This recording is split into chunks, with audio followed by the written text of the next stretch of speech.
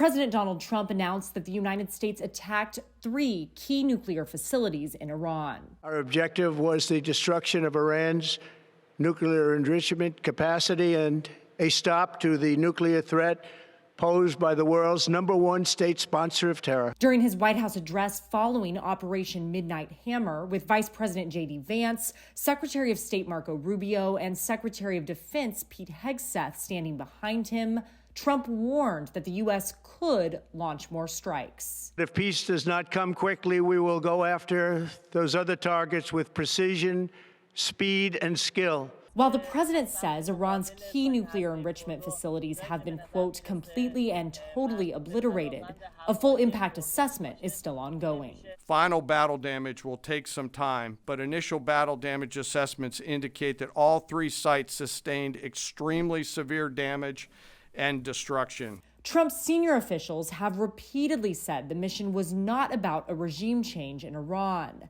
But in a post Sunday evening, Trump alluded to the possibility, writing, quote, "It's not politically correct to use the term regime change, but if the current Iranian regime is unable to make Iran great again, why wouldn't there be a regime change?" Reporting at the White House, I'm Julia Benbrook. President Donald Trump addressing the nation, announcing the United States had, in his words, successfully hit Iranian nuclear sites. Iran's key nuclear enrichment facilities have been completely and totally obliterated. American B-2 bombers were used to strike the key sites, Fordo, Natanz, and Isfahan.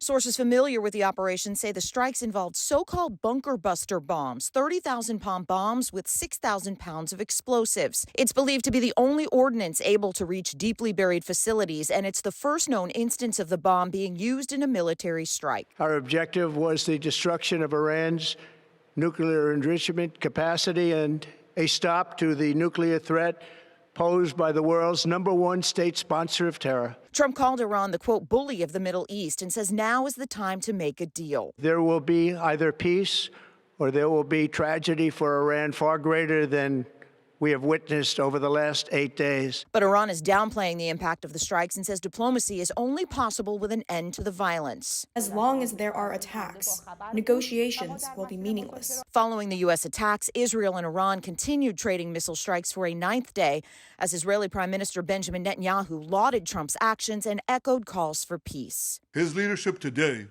has created a pivot of history that can help lead the Middle East and beyond to a future of prosperity and peace. In Washington, I'm Karen Kafa.